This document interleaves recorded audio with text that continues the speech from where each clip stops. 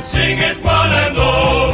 Join in the chorus, North Melbourne's on the ball. Good old North Melbourne, they're champions, you'll agree. North Melbourne is the team that plays to win for you and me. Welcome back, Shimboners. On today's pod, we will be reviewing Thursday night's heartbreaking loss to the Filth, Essendon. To help me break it all down and go through where the game was won and lost, we've got the Frog, who's returned from Melbourne. He's done some scouting over there, and we're glad to have you back. Welcome, Fredo. Yeah, thanks, Baz. Welcome, fellow Shimboners. So a really big pod today. Another game where we rue a shocking start. Something really needs to change. Still yet to win a first quarter. But I'm going to go for a positive take on my biggest takeaway. So my biggest takeaway is Will Phillips simply has to play. The stats back it up that when he plays, our contest and clearance work is a lot better. I thought low possession, high impact from him again. Defensive work was pretty good. Big fan of what he did. What's your biggest takeaway? Mine's probably the leaders in the moments and that they're not stepping up when they need to. We'll get into that later. 100% we will. So we'll get straight into our match notes. Obviously, you weren't able to take many, but you've watched it back. So yeah, I watched it back yesterday, so I've got quite a bit on there. A lot of negatives, but some good positives as well, so we'll try and just keep it honest. Yeah, so let's start with the first quarter and the same old story. So with all the bashing we'd copped through the media, we were so hopeful the boys would turn up and go from the first bounce. So Essendon kicked 6-1, we kicked 2-3. In another game and another goal conceded in the first 46 seconds. It was so frustrating, the worst possible start, and Essendon kicked the first three in about 4 minutes, and the heads have dropped of the North supporters and probably some of the players, to be honest. It was frustrating. It's obviously when you're there, it's even worse, and you can see it happen. Like Merritt walks it out, probably from our fumble, I think, lace out, like nothing Cal Dawson can do with that one, I think. But then you look at the score, like the game's been going 20 seconds, and thinking this is what happens every week. Then, like you said, two more back to back, and when are we going to turn this around? Just halve it somehow. I know it's a bit of luck where the ball goes, but we've got to structure up better, I think. Yeah, so we'll go through the negatives first. So turnovers absolutely killed us, and then what really hurts the most is we can't defend the corridor. So they just sliced us, Essendon. We made them look like a top four side, and they just used their users, just hit up free players in the corridor, and it wouldn't matter who we've got down in defence, because when the ball's coming in with that ease, it's a lot of pressure on our back line to hold up. Yeah, exactly. I've got there, like LDU, I think, was stripped of that one we was trying to handball or something. Goal to Langford, that was 12. That was the second one they got, I think. And then I think one Archer was a bit loose on Kako, and the Kako ball ends with Perkins is stopped, I think, and propped up, and Dawson's went deep to cover the hole. On the rewatch, you can see that. So Dawson sort of caught in a bit, nothing, and Perkins just stood on the 50, and and that was the third one. So 18-0 it was. You're thinking, why am I here? So a few other negatives, like I just want to touch on LDU's first quarter, high possession and zero impact. I just think he needs to be stronger in the contest at times. He feels a bit of pressure and he just panicked and just let the ball go. He needed to absorb the pressure, but I think absorb it and get it. And if it's a ball up, it's for it. Or don't get your hands. I think Kingy mentioned a lot. Get your hands up. Sometimes that's the right play though. It's just like he got caught in between in his own mind. Well, I think what he wanted to do. I think. Yeah, and for a player on his salary, as it was mentioned many times in the call, which I think unfairly probably got too much limelight, but as one of the stars of our side, we just need to demand a little bit better. I thought he got better as the game went on, but a really poor start from him. And I just want to highlight in that first quarter, where were the leaders? Like, I think Luke Parker was good. I thought Cam Zerha was playing with a presence. No real impact, though. But then again, there wasn't a lot of inside 50s. And just on that, I just want to touch on the stat quickly. We had 16 inside 50s in the first half. Yeah, it's terrible. I think they said on the calls the second lowest of the year. So, my goodness me, the forwards group need to be better, but what can you really do when the ball's not going down? No supply at all, barely in that quarter, especially he was there. I think they kicked 5-7. I was thinking there, well, we're probably lucky to be only 5 what was it, 22 points down. Probably should have been 6 goals down the amount of inside 50s they had. Yeah, and then we had a bad miss on the quarter time siren, big game Zane. Unfortunately, missing a set shot that you're pretty confident he he needed would to have kick that one. Yeah, I think one of Dawson's other ones. I think Caddy outdid him and he snapped a goal. But then there was two. It was a 3-on-1. So even if Caddy had been spoiled to the ground, the next two Essendon players were Essendon players in their forward line. I don't know if you remember that one. He kicked it around the corner. The next two players in were both Bombers. So where are our players? Well, I think that's the thing. Well, the slow starts. Yeah. Do we have to wait every week for Clarko to give him a bake at quarter time until they switch on? When he's not out there, they know what to do. Well, they're meant to know what to do. It's just not good enough. I think the mids get outworked too often too early in games. Yeah. Are we just too slow because we seem to come back after quarter time, or is it a application thing where, when it's hot and heavy early, we just don't rise until the game slows down a little bit? Yeah. Hey, I'm not sure. There was another, I think Comben gave another one over the shoulder too, like the typical North. Yeah. It wasn't much, but you look at the rear, he's pulled it. You just got to go. It's there, but how often does that get called? And we're going to touch on a bit of the umpiring. Yeah. And it was LDU holding the ball. I think it was stolen by Zach Merritt, who was playing the blinder, and then McKercher missed a tackle. Like he just sort of slipped straight through him. It was on about 60 out, and that goes to Hobbs. That was a goal. 31-13 I've got written down there. And we're looking shaky. It was just look completely under the pump. So have you got any negatives before we touch on a few more positives from that first quarter? No more negatives, I think. I thought Tommy Powell's defensive efforts in the first quarter were good. He's been under the microscope from North fans in terms of some of his defensive work, but I thought that was an improvement. I thought Tristan Sherry he had a 4-quarter BOG performance for us, but I thought he was really impressive early. Will Phillips, I thought was good. We'll get to the biggest positive in a minute with the big moose, but I want to highlight Jai Simpkin. I've said on this podcast too many times his use isn't good enough and he dump kicks it. He had one in the centre clearance where he got the ball, did a Jai step and had the vision to give the hands. It ended up resulting in a goal. So that's the sort of stuff we need to see from our leaders more often. And unfortunately, he had a bad moment in the last quarter, which we'll touch on, where he panicked a little bit. But I thought a better game from Jai this week. Yeah, definitely he did. Yeah, and I think I noticed Will Phil was one grab, like when it was loose on the ground in the 71 grab, and a really, really good hand parliament. It looks easy, but he's hitting them where they want it, at their hands, not at their knees or over their head. He's getting nice, get rid of it quick, and like you mentioned at the start. But I thought he was really clean. Yeah, and then obviously the moment of the first quarter, big Finbar taking the huge clunk. And I'll let you go because was that right in front of you? Yeah, that was probably 20 metres away. We were right near the players' race where they ran out, and I actually called it, like it's easy to say, Finbar, you can just think he's set to at least launch at it, because he'd had one earlier in the quarter and he got his hands on it, I think. But that was just a brilliant mark. Thinking, North crowd went. It's crazy. Like, there was a fairly reasonable amount of North supporters, I thought. I mean, don't know what the people that go regularly might know, but I thought we're obviously well outnumbered, but that was just a brilliant moment, brilliant grab. And the crowd going moose as he flies. And to his credit, he stood up in that moment and kicked a beautiful around the bend corner kick. I was watching it with my sister, and she's not overly familiar with Finbar's work. And I said, what he can do is clunk, what he can't do is kick. Yeah. But he started both that one. Yeah.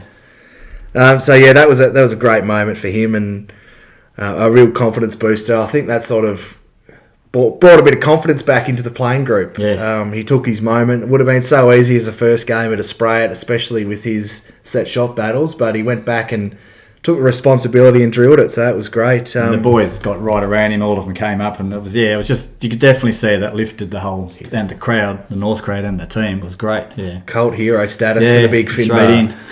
So let's get to the second quarter. A real dull affair. So 1-4 to Essendon. We kicked 1-1. And the first play of the second quarter, a tap to Powell, who was in clear space. He fumbles it, and it's a stoppage. And that's a bit of a summation of the day. We had too many midfielders, high-end talent, LDU, Tommy Powell and co, that were just a bit too fumbly. And I think that was the difference. You look at Durham and Merritt for Essendon, and they were very clean and able. Durham, he surprised me. Yeah. Like, this obviously isn't an Essendon pod, but his ball use was incredible. Like, I thought he was just in and under, sort of nose in the trough operator. but Yeah, he was quite his good. Yeah. little stab kicks were great. So yeah, that was a real Yeah, I've got worry early. another one of the early ones was Darling was too slow, I think, holding the ball. They took it through the guts to Bright. He got a free kick from front on from like a bad challenge from Dawson front on. You're never going to get away with that. It's like he's almost surprised he's there and just jumped into him. Like those little things that just helps them get away a bit more from you again, even though probably I don't know how many they kicked that quarter. They only kicked one goal. They only kicked one for every quarter. Yeah, after the first. Only kicked 3 goals after quarter time. Zersma missed a bad snap from about 10 metres out, and it was in loose play, but you got to kick that. He kicked it nearly into the roof. But I mean, these little goals that we've sowed us, really, we're winning the game. If they get those in. It's another, and I'm sick to death of saying this because I feel like I say it most weeks, but it's another game where we are, if I can speak here, our own worst enemies, missing so many shots that just the good sides kick. And we're probably just lucky that they shanked a few as well. We're almost trying to outdo each other who could kick out of bounds on the full or just along the ground to nobody, because we got Colby, bad fumble, obviously Archer the hammy, broke bugger, because that was like shocking to see that. Sheaves a little bad kick. Colby ran too far on the wing, so that turns around a thing. Dawson, another free kick too high. I just got multiple skill errors both teams, basically. It was like a shit game to watch, to be honest, at that stage. And Hardiman over kicks it, and then Zerha coughs it up. Goal Perkins. Yeah. I thought just on Hardiman... was that the only goal they got that one, sorry? Yeah, just on Hardiman, he had some great tackling and pressure efforts as well, and really looped around our key defenders well to get the handball, and he's made his game work. I mean, it was a good thing, but you got to point out they make mistakes sometimes. And you can cop that from a 7-gamer, and we'll get to a few more of our experienced players later on with costly mistakes, but that was just lock him in and play him the rest of the year. Simple. He went to the middle, and then Zerha grabbed it, and I think he was going to play on the McKay, just powered him. Yes, I know. You just got to get that handball out, and that was the goal. So that's where Zerha's a leader in a game. And see, I know it was a split-second thing, but you just got to flick it on. You've got to be aware that someone could be about to crunch you. You're not inside 50 to wheel around and kick a goal from there, like when you're in the half-back line. Yeah, and they're just sort of momentum killers, I think. Yeah, it is. And you touched on the Archer hamstring injury, which was devastating, and unfortunately, it's an 8-weeker. It's a really serious one, which I thought initially, because of how high he was grabbing. Generally, when it's that high, you see him slow down, or you see him do it before the tackle came. Yeah, because I thought initially it might have been a corky. Yeah, but then you watch the replay, and he's actually grabbed it before the contact from the Essendon player. Yeah. So, well, you think his last one was in training, wasn't it? When he was off suspension. And he only missed a game for that. One or two. So in hindsight, was it I don't know if it's the same leg, I'm not sure, but did they get him right that? So now he's on the Wardlaw path. We've now got to wait the extra probably 1 or 2, obviously, to get him right to hopefully get a string of games at the back end of the year. Yeah. Just on Wardlaw, it's pretty simple. If he and PC play, we win that game. Oh, yeah. But then again, every team's got injuries. Yep. Every team's... You've got to just work. You've got to have out there the soldiers out there, as they say. Next soldier up. He's not as good as George, but he did his role pretty well. Probably faded a bit, but he was good, I thought. Got to stay in. Yeah. One last negative from me. I came up with a 3-step system on how our mids create and invite pressure. So 1, they fumble too much. 2, there's too much second guessing. And that's resulting in holding the balls. We're not giving... You mentioned the Cam Zerha one. Yeah. We're not giving the first option. We're trying to do too much. And 3, we make simple skill errors. Way too many. You mentioned how stark it is that Will Phil could pick up the ball at his toes and hit a target. He's not doing Liam Anthony's handball on it to a bloke's shoelaces. So they're the 3 things that are an easy fix, Brad. Yeah. But...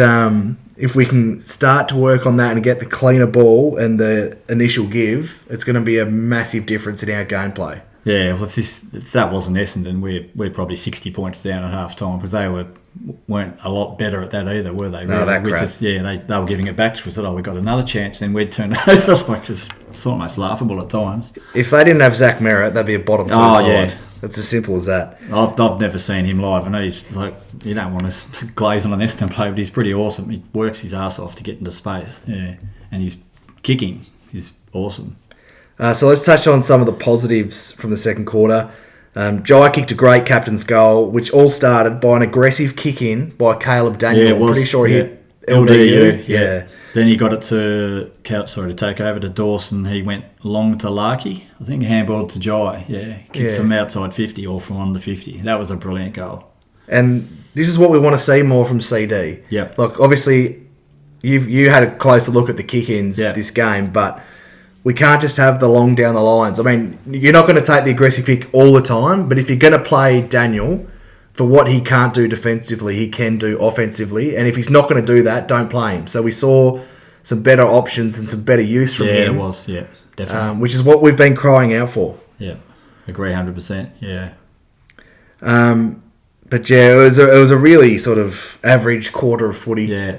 There's another good positive that Sheasel got his fingertips on that score review one. You could tell live that it was a point. Everyone, all the players set up for a point. Like, because people have a crack at him getting easy. Well, he's doing the shin bone of stuff, diving on someone to get his finger on there. You don't see a whole lot of that from other players at times, I don't think. No, not star And players. if that gone through, if that went through, hadn't have been touched, it would have been 5 goals down.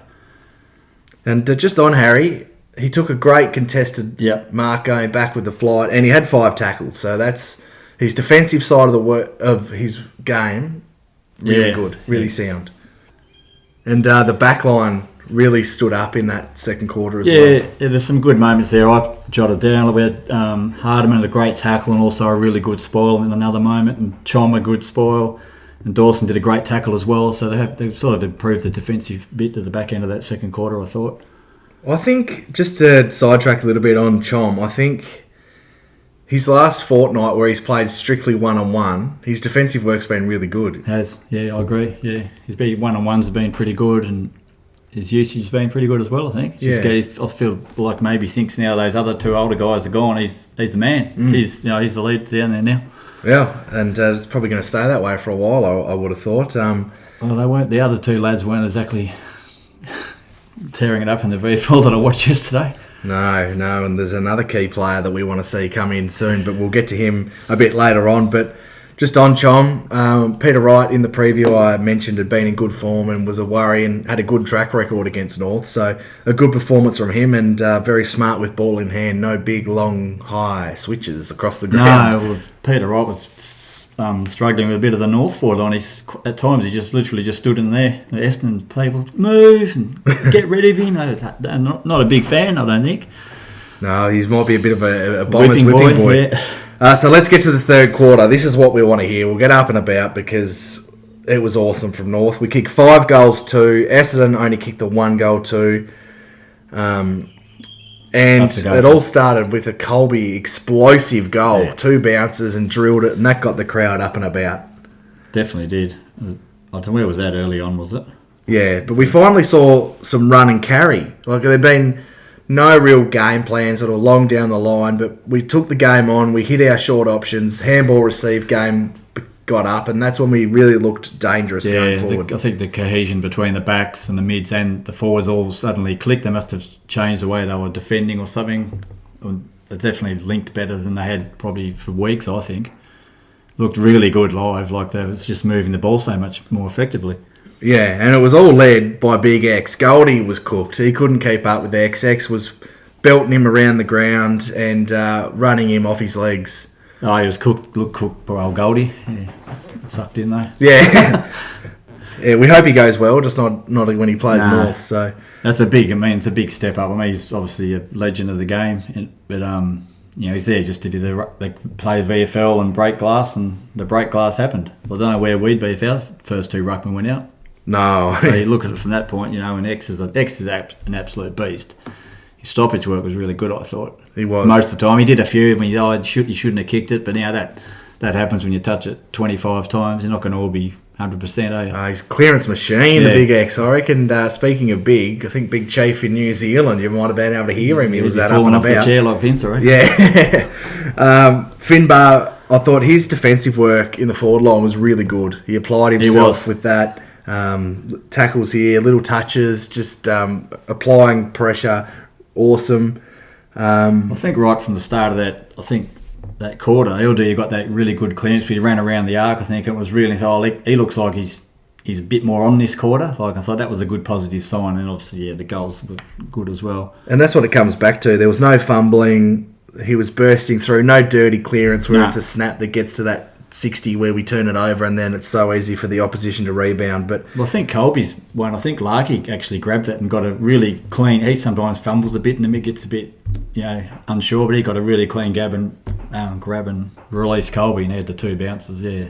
Yeah, well, Silv had a moment earlier in the game where he had Vaseline on his hands and he couldn't pick the ball up. So it was good to see him be clean in that third quarter. I thought Tom Powell, again, I've got here, great tackle. So his defensive work was good, but then he undid it not long after with a horrendous kick inside 50 where he must have kicked it off the side of his boot. Yeah, that's on the negatives part, isn't it? That was terrible. Yeah, but Jai, another moment to stand up and kick a captain's goal. His set shot kicking has been fantastic the last 2 years. And then obviously the big shush that he's stolen from Jacob Constanti, which Kane Corns had a field day after we couldn't get the win.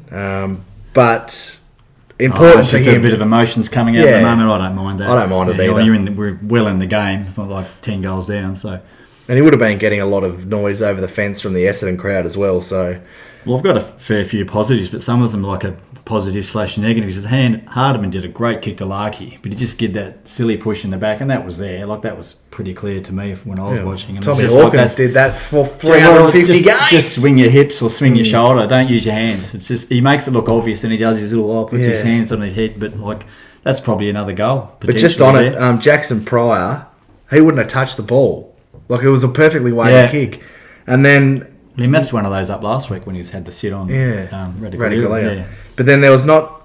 I reckon 30 seconds after that, he got called for a dangerous tackle, which was a great tackle. It was actually one of the best tackles I've seen Larky lay, and his aggressiveness was fantastic, and he gets pinned. That's because he's still dirty from the free kick. He had a big rage mode going. He did the big Glenn Archer, I'm going to run to bash someone when I tackle you. I don't know if they've actually looked at that, but when you look at it, it doesn't look great because he keeps rolling him. No, he got off. There's no. That's a good. Yeah. There's the done the match. It wasn't a dump, obviously, but because he just absolutely wrapped him up so hard, which is unusual for Larky.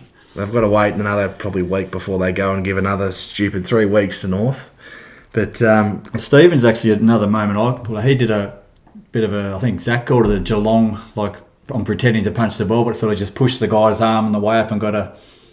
Should have probably been a free, but he didn't like crunch the guy. The ball just spilled free, and then they ended up a free to Larky up the ground. That's where he kicked the goal.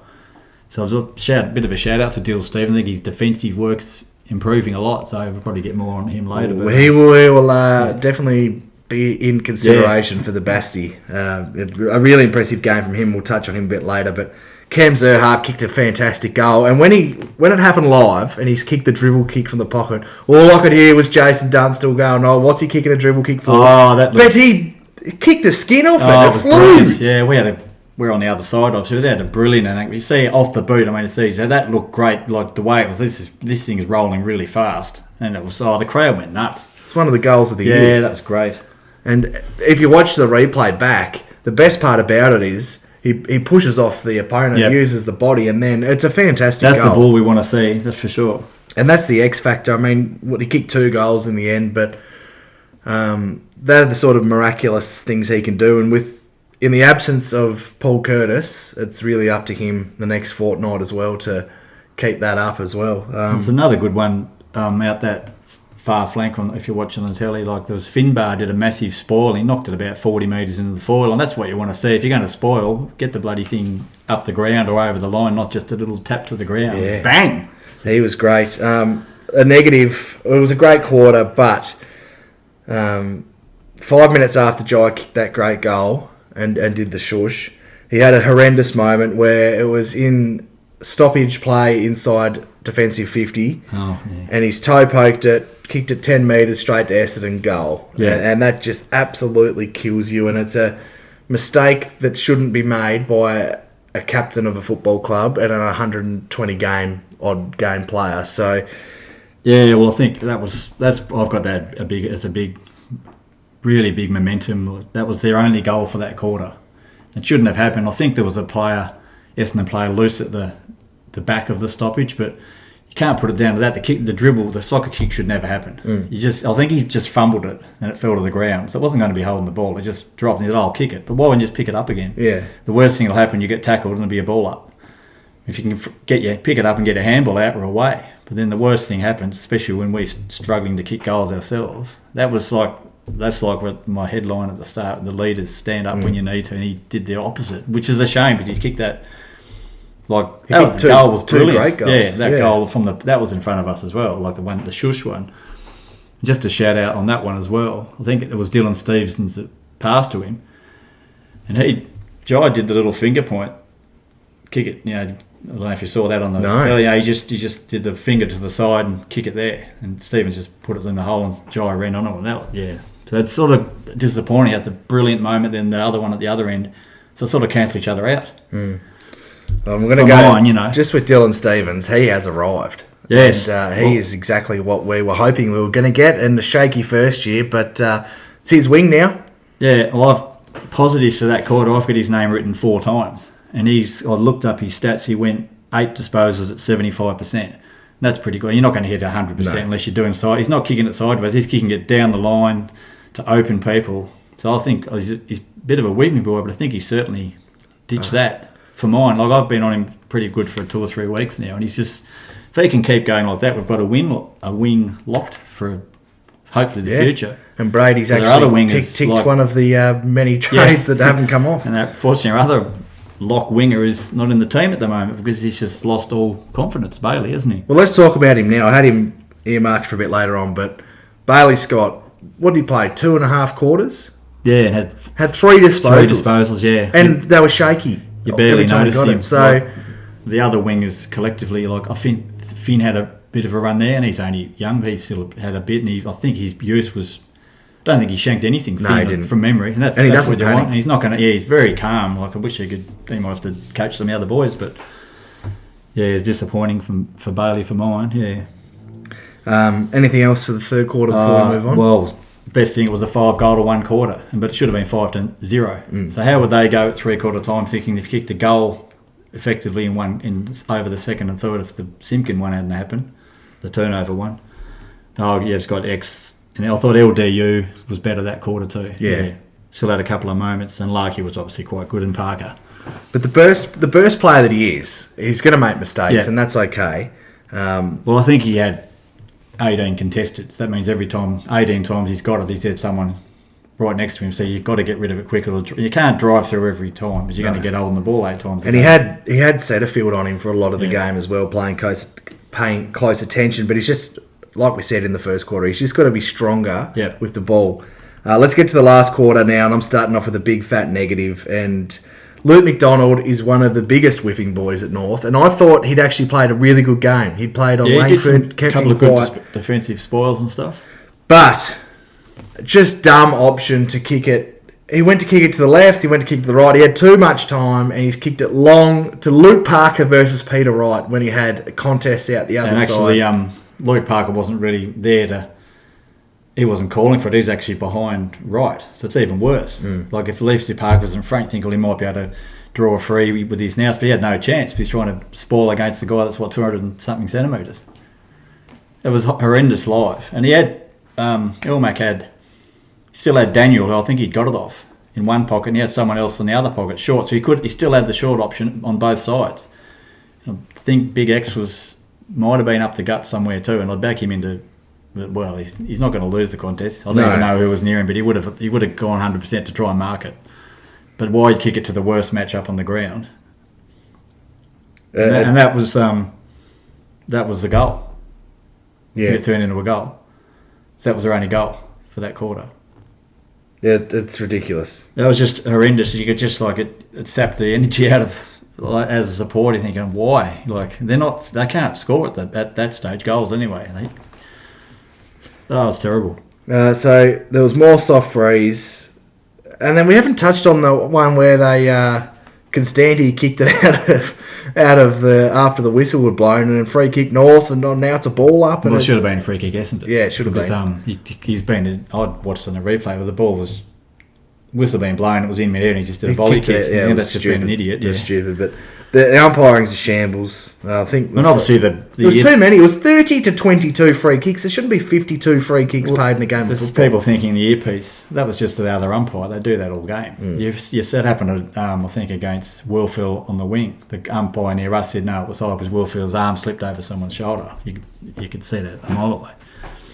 Let's get to some other notes. We dominated possession in the last quarter, but I was really frustrated because we weren't changing lanes. We didn't have enough pace on the ball. It was just kick it long. We had the majority of the time in forward half. Kick it long, Essendon will kick it back, and we kick it long back to them. We had to change angles more. We had to bring what we saw in the third quarter with the link play, the run and carry, the handball receives. There was none of that in the last quarter. But then a great goal from Big Game Zane on the run, and there was a great shot. I watched the game on Channel 7. He'd kicked it through and was celebrating, and then Brother Xavier had the hands in the head. Yeah, well, that was from one of the kick-outs too. Yeah. I've got it there. Elmac went to Foss, to Sheasel, to Stevens again, to Parker, who's really calm in those moments. To Daniel, who pushed up and got in the link as well. And he got it to Zane. That goal was fantastic, but he unfortunately had the other sodas he missed. But that was brilliant though to get that one. And then shortly after, we had a clean stoppage win to Tommy Powell out the back of the contest, and he slips over and just absolutely killed it. Killed the momentum, killed the clean inside 50, 6 on 6 we would have got. And that really that hurt. wasn't great. And then... have you got anything else before we get to the final 2 minutes? I had the same. The Elmac shock, we've already been on that though. I've put lacking composure and inside 50s decisions with the ball. They just obviously we needed to get 2 goals at one stage before Zane got his, but they just sort of panic and don't think it through. I think the only one that really thought it through was Harry, but that was in the last bit. You're probably getting to that. Yeah. So Finbar obviously with the clunk. With a minute and a half to go, and did well though. He got the one hand on Yeah. and tapped it and caught it himself. I mean, good on him. You feel bad for him with the clock running down. I couldn't really see what was going on from the other end, other than the Essendon players were all running at him. The coverage on TV wasn't good either. It was just basically zooming in on his face, and you don't know how long was the timer got on it or anything. Yeah. But it was the first gamer lacking composure, and we know he's nervous kicking for goal anyway. But the broadcast wasn't great to see the other options, but fans down that end were saying that Colby was screaming for it. I don't mind But him. can you hear it? Yeah. Because you know what? You just get in the moment. It's a bit. big I mean, moment for a first game, Yeah, isn't it? there's like we pointed out, that some leaders had some bad moments, and this is like the ultimate one. I mean, he may not have kicked it anyway, but I don't know. And then Jack Darling, almost the hero as well, crumbing it, but getting pushed over the line. So Yeah, that was so close, wasn't it? Yeah. at the end of the day, it's another wasted opportunity, another game we're in right to the end and can't win. We were the dominant side outside of the first quarter. We'll come back to rue that first quarter, but to put a positive spin on it, we've kept Essendon to 66 points. Yeah. The back line, since Core and Logue are out, have looked fantastic. They definitely look a lot quicker. Even though Cal Dawson is a bit shaky with his defence, but he's certainly a lot quicker on the keeping up with his man, and he gives a little bit of offence, like at the end there when we nearly won it at the end. He was involved in that chain twice, so I don't see Logue doing that. Paul maybe, but not Logue. He just doesn't seem to have a jog. Too slow, Yeah. not fit enough, but it appears. And Core, he's placed too far off his opponent. Yeah.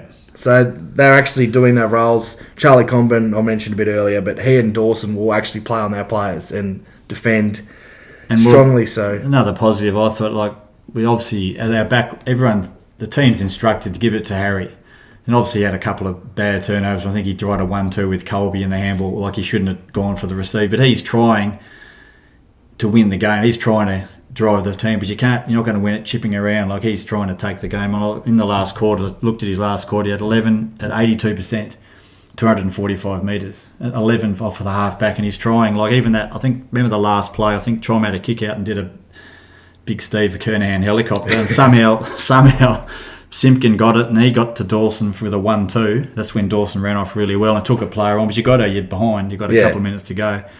And it went to I think Scott got involved, must have been one of his 3 disposals. Yeah, got it to Sheasel, then Sheasel had run up and then got it to Darling and he handballed back to Sheasel.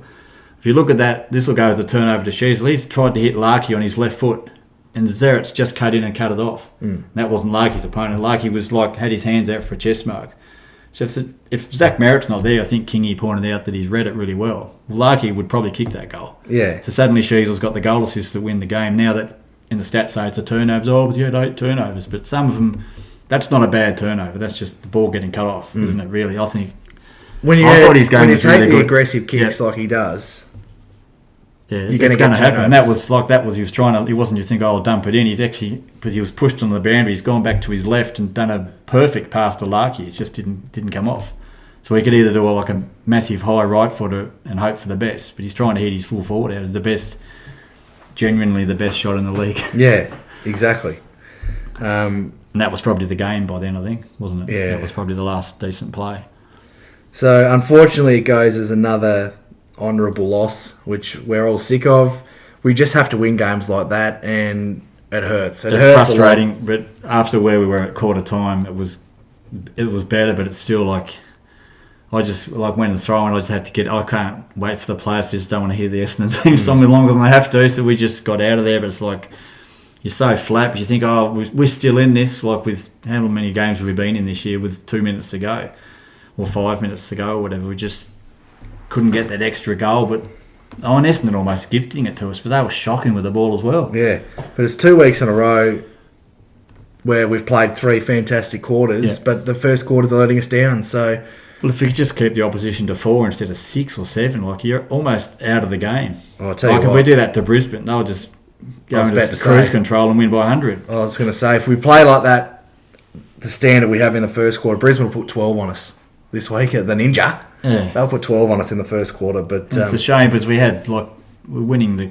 clearances pretty well, but a lot of the clearances were amounting to nothing, especially early on. They obviously swung that around a bit, but that's sort of disappointing when you've got the dominant ruck. Not saying it's his fault, it's collectively something's not right, or obviously they've got some handy mids that can read it, but sort of frustrating because you won't get that every week. No.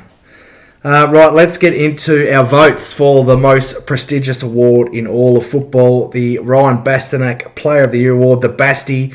I'll go first this week, so I'll just quickly fire through them because we've spoken about a lot of these players, but 5 votes I gave to Big X. I mean, he was everywhere. 25 disposals. I think he had a ton of clearances. He was awesome. The 4 votes I gave to Dylan Stephens. We mentioned earlier in the pod that he has arrived. Offensively fantastic, taking the game on, run and carry. Feel really safe with the ball in his hand. 3 votes. This might get a bit of feedback on the socials, but I gave the 3 to Jai Simpkin. I thought only the 1 mistake from him. I thought a good captain's game. 23 and 2 is exactly what you want from him, playing that high half forward mid role. 2 votes. Riley Hardiman. Incredibly impressed with his game. Leave him in for the rest of the year. It's exactly what we need off half-back. We've looked so much better with him in. And the 1 vote I gave to Tommy Powell.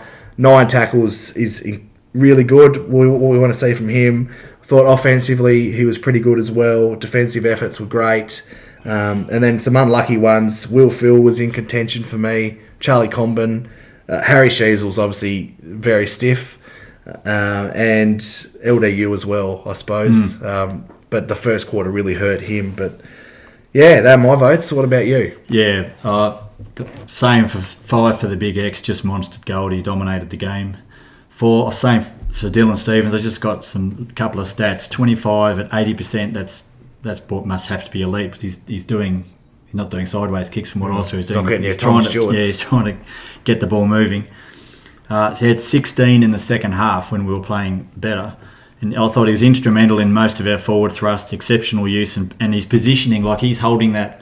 You can see that more live than on telly because when cameras on the ball, you don't. What are these? Stephens is holding it when he has to. I think he's going when he has to though. He's getting in if he has to. He's been better with that this year. He covered 15.6 Ks, which is a game high. So he's working his butt off. He's quite often giving and running to another option. Doesn't always get it, but you can see him just running all this. He's not super fast, but he covers the ground pretty well. Anyway, enough on him.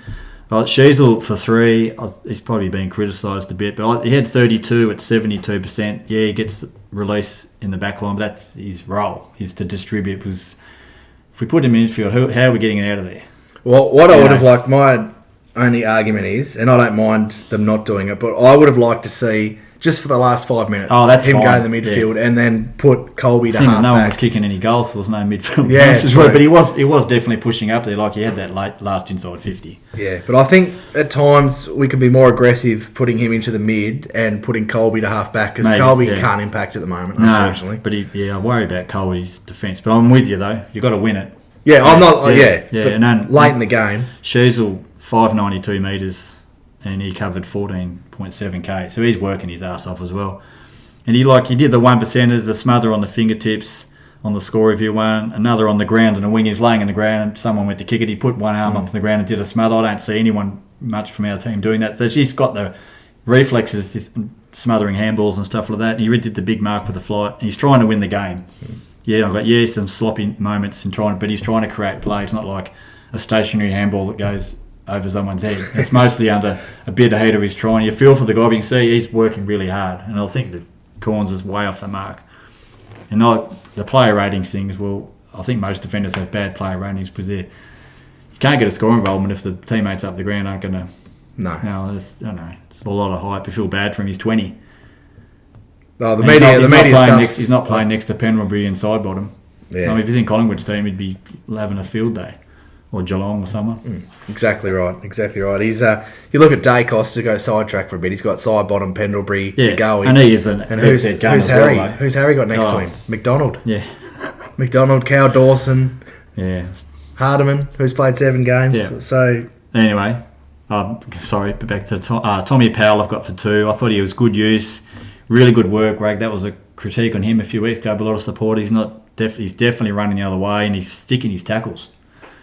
Yeah, he had a couple of moments. They all do. They had that moment you talked about when he didn't kick it to anyone. He kicked it out in the full or something, didn't he? Or kicked it long when he should have had Parker in short somewhere, I think. Yeah. No, one for Riley Hardiman. Got great use and Spalling as well. Looks for the best option all the time. And he's not getting much contested, but I think his long kicking is really effective, I think. yeah, I agree. Did shank one out in the full, I think. But I agree. yeah, unlucky. Probably Simpkin, obviously LDU, but he had too many bad moments. Chom and Parker. I thought Parker was pretty handy and will Phil. With you were so clean. Yeah, I like it. So let's get to the opposite end of it with the watch list. No new additions this week, but we'll go through the current members. So Bailey Scott, he gets a big X. I mean, 0 impact from when he came on as the sub. Really disappointing. Well, he followed up yesterday and didn't do a hell of a lot in that game either in the VFL. No. Al Clarkson, I'm going to give a tick to him to get a response from quarter time, and his media post game, which is the reason he came on, was really strong, and a big clip to the AFL about the Paul Curtis suspension. I didn't watch it, but I did read some comments on it, so yeah, it's good. He'll probably get a fine, will he? Yeah, and it was interesting to listen to David King yesterday on radio about what would happen if Clarko wouldn't be able to help himself if Kane came in. So that there was some interesting insight in what Kingy's thoughts were. Griffin Logue played VFL, had no impact on that game from Not the bits majority I watched. Caleb Daniel, now this is an interesting one. What were your thoughts on him? I don't think he's an X, but is he a tick for you or I a would give dash? him a tick. Yeah, I'm happy to do that as well. Colby, I think, is a dash. Did some good things, but didn't do a lot otherwise. Darcy Tucker, well, he played VFL yesterday and no had chances there. Had a lot of the ball, but butchered it at times as well. Oh, he butchered it a lot from what I mean. He should be racking it. He did well to rack it up, but he wasn't doing a lot with it. No, and then Jai Simpkin, I'm going to give him a tick. Oh, straight away. Outside of his one bad turnover, a really good response from him. Yeah, so, I think Daniels this week was. I think last week he was okay. Did he get a dash or something? But I think he was. Yeah. This week. I got a cross because he had terrible turnovers. Oh, I last did week. too. Sorry. I thought it was his best game at North so far. He was using it. All his kick-outs that I've tracked, they either got to the wing, and I wouldn't say they're his fault. If it's sometimes the stoppage a win, that's a win for us. But he wasn't. They don't seem to be zoning down on to stopping his short ones again. And he does try for the 1-2, but if they're not on, doesn't anyway.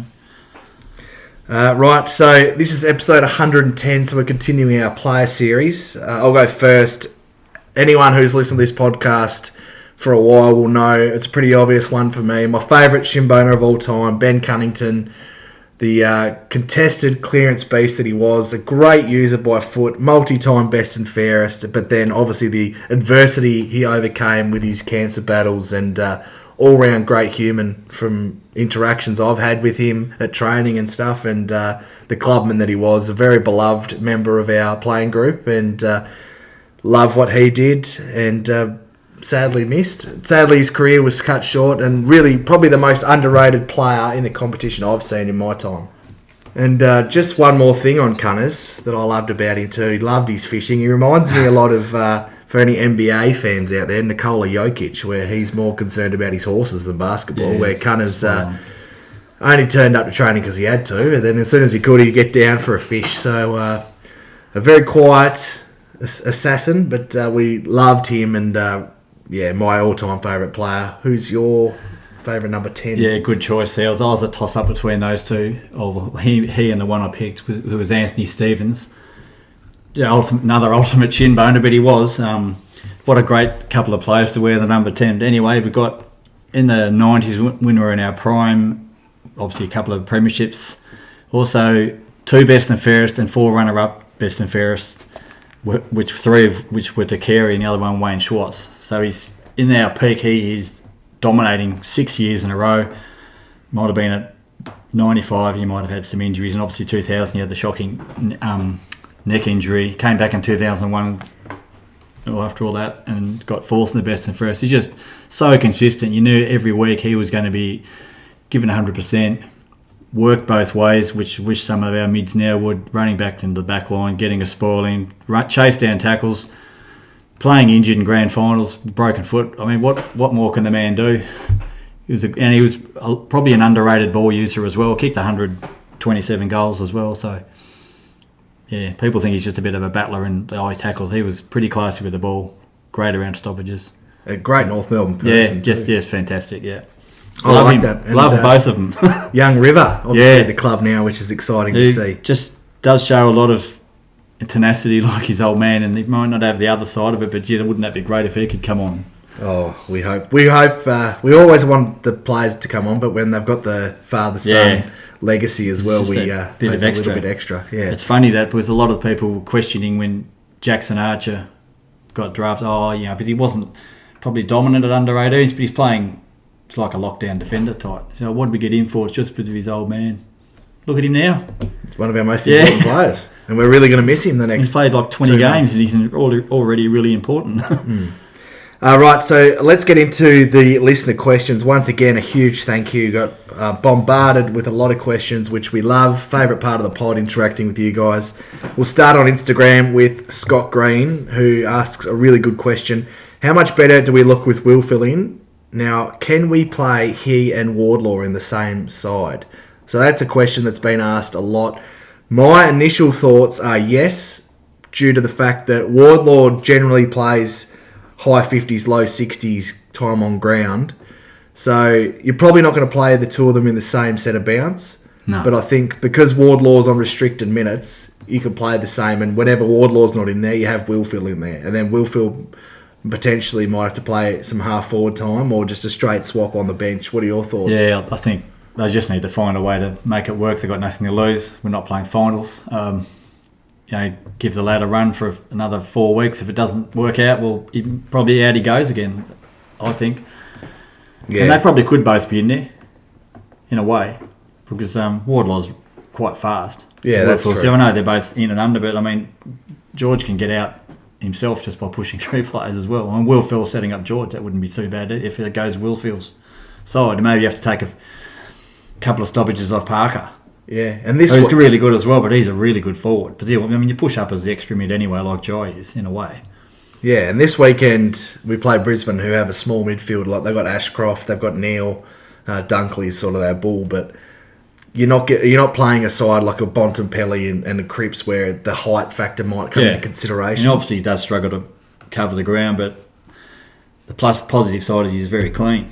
Yeah, smaller ground this week too. Yeah, the Ninja. Yeah, the Ninja. Dave OC 24. Why do we bother winning clearances when we don't know what to do with it? That's a frustration of a lot of supporters. Good call. Too many dirty clearances going forward, and we're not taking advantage of our midfield dominance and our clearance dominance, and we've got who I still think after probably a quiet first month, maybe, Big X still the best ruck in the league, Yeah. and he's been amazing the last month coming out of his little injury niggle that he had. Yeah, he's probably not the best at tack ruckman though. No, he's the not. best brute Overall, ruckman, but it's yeah. good because you can just lean in and hold with one arm and tap it. That's quite hard to put down someone's throat, and quite often they do, like they do hesitate a bit sometimes. But you don't want to just dump it either. But LDU's got a bad habit when he gets a couple of metres clear. Yeah, he's got to kick it, but then he kicks it nearly and hits the roof. And sometimes the longer, lower one's a bit better. I think. Celiac_Cookie, was that Stevens' breakout game?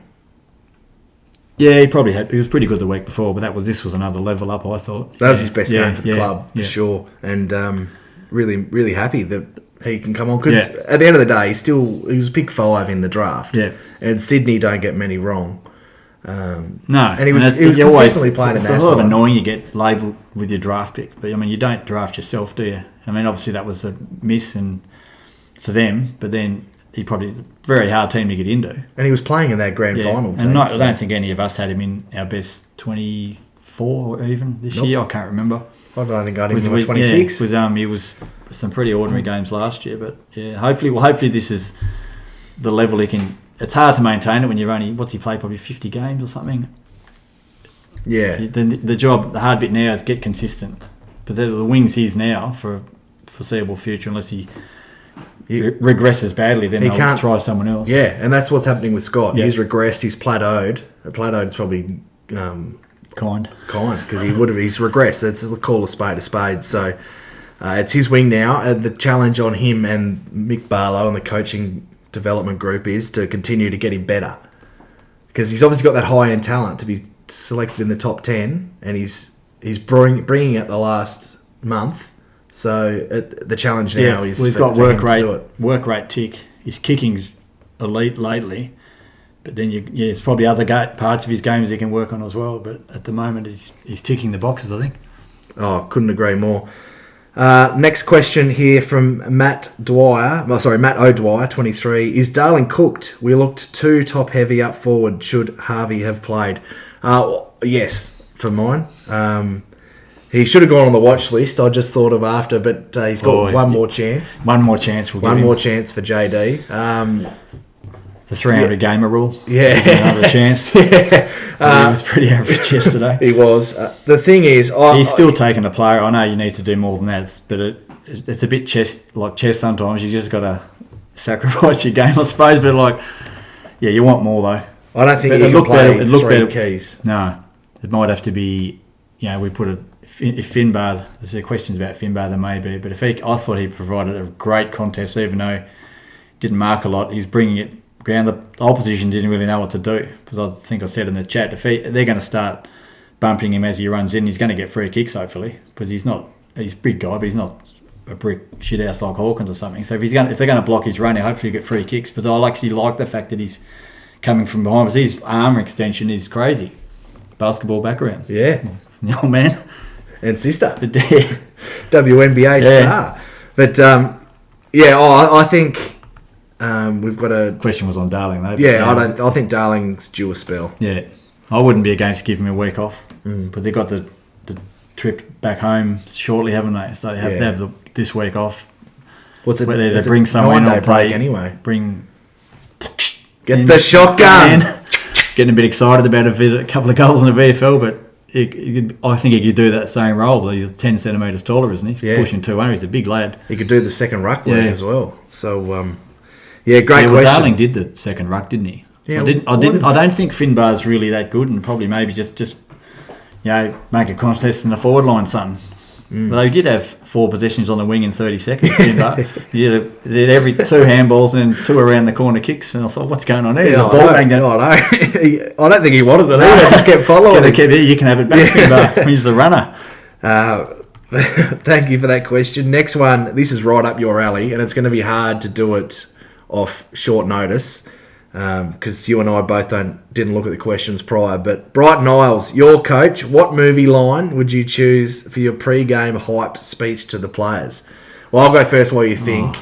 I can't remember. I think it's every given Sunday, Al Pacino, inch by inch speech. I think that would be a great one. That's a sort of an American football movie where he gives a big rev up pre-game to his players. So off the top of my head, that's probably mine. I know it's a bit hard for you. I can't think off the fly like that one. You've watched about 8,000 movies too many this movies. year, so it'd be hard to remember one. Could you just go to the Emperor and just go, do it? Yeah, I like it. Alex Lopez, 1999, who is a big movie buff, has 60,000 followers. Look out. Shout out to him. He's a letterboxed king.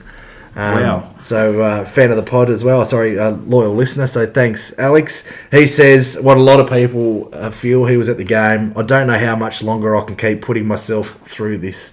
Definitely a lot of frustration. I will say, though, as much as it hurts to lose, I'd much rather that than a helpless 10-goal loss. Yeah. Where you feel like there's no direction for the club. But we should have won. I'm not trying to justify an honourable loss. No, I hate honourable losses. But it's better than getting flogged. Especially by them. Oh, yeah. They're crap. They are. It's so annoying. What is it, 12 in a row? Haven't been since 2016. Yeah. Lil Mac's the only one left, isn't he, from that team? I reckon. Roughly. Yeah, it would have been before Somehow. John. Yeah. I mean, somehow he's still in the team, but anyway. Yeah. Thank you very much for that question. We'll move over to X now.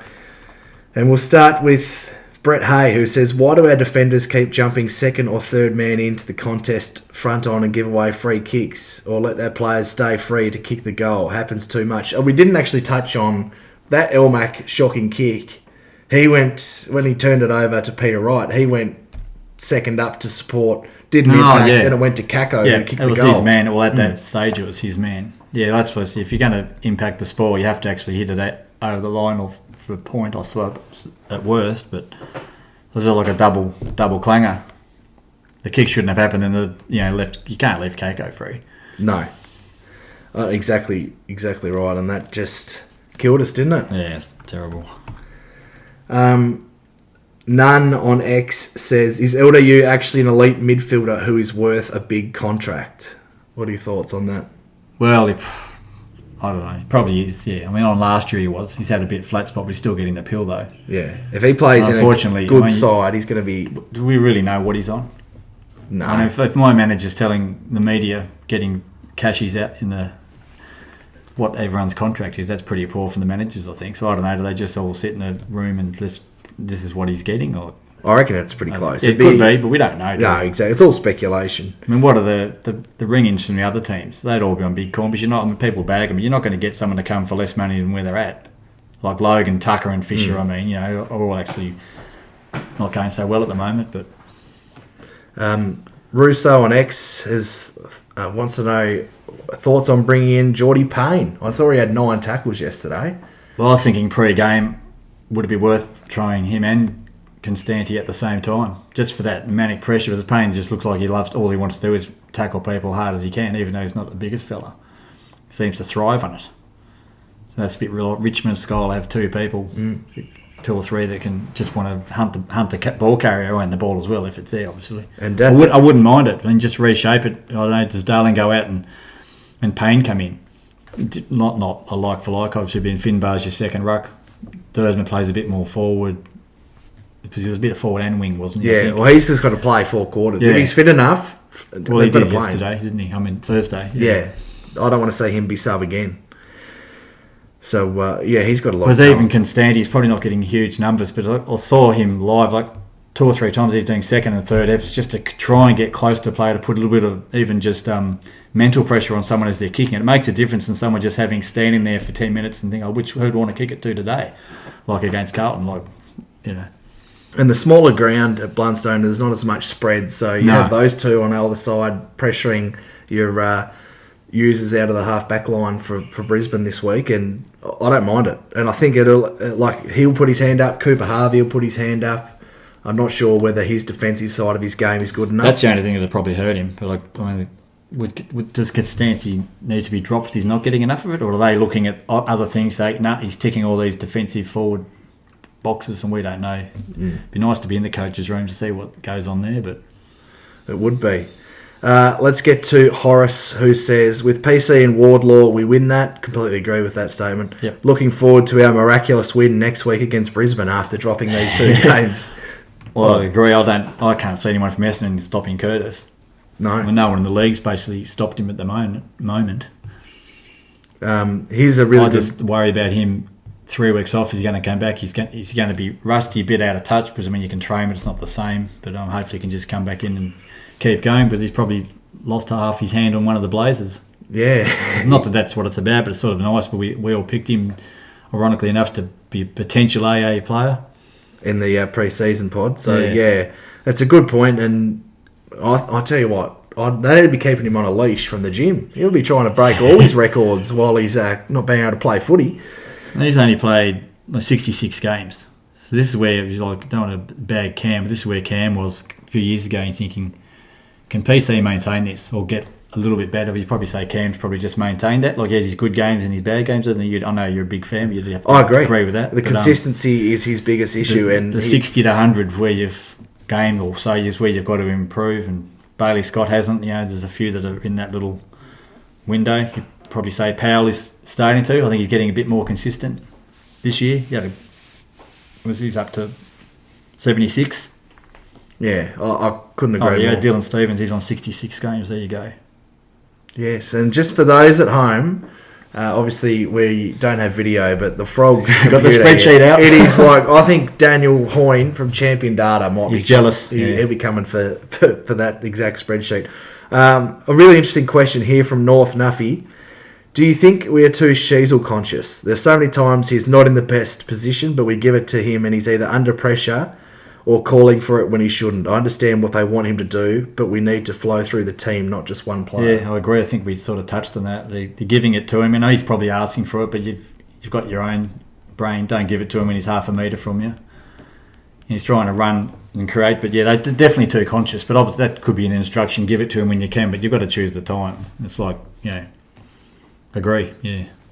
Very funny question here from Paul. And it's not funny in the ha-ha way, but funny because it'll probably come true. But he said, Scott had 3 possessions and 1 tackle in 50% game time. Phillips had 15 disposals, 10 contested, 9 tackles, equal game high, 20 pressure X game high in only 60% game time.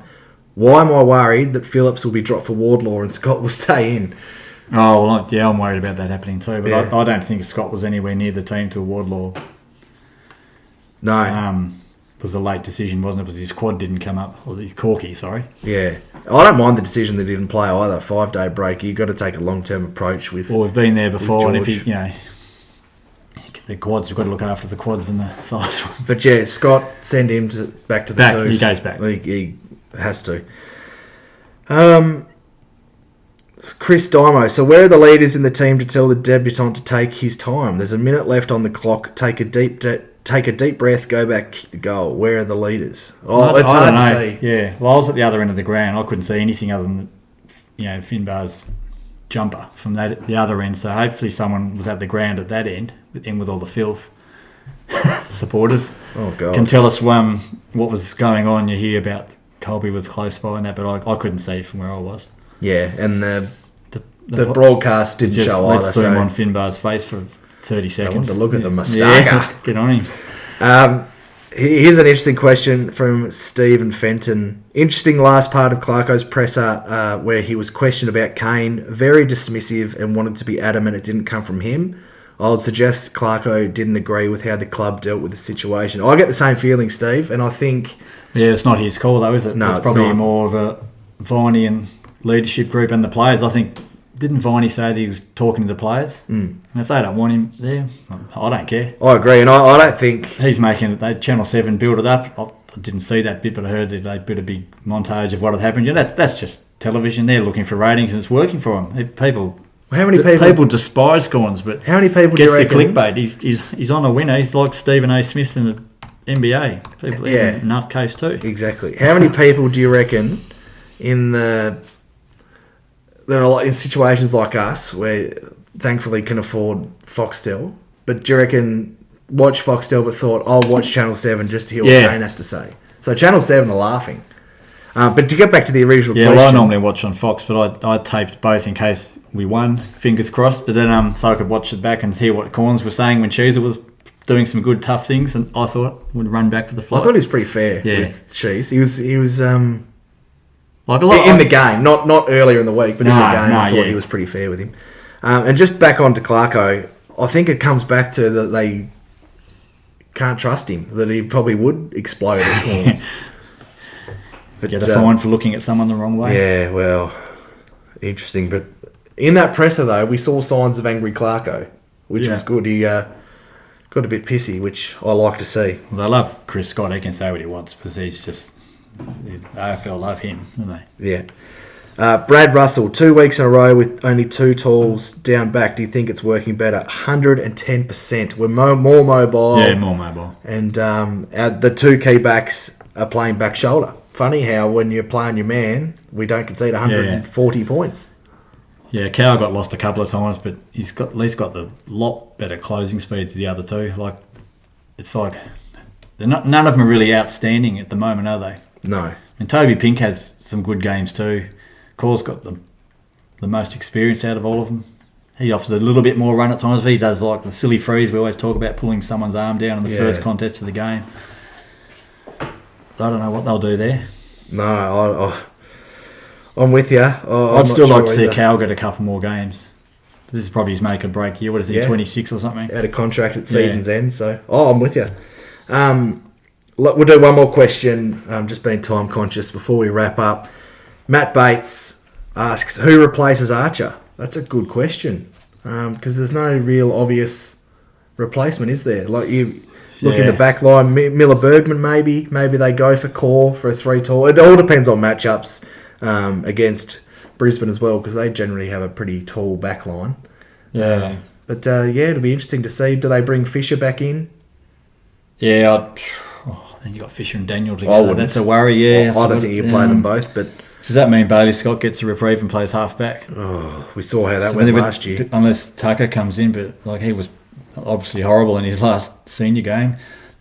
Eddie Ford maybe, but he was sort of wing yesterday.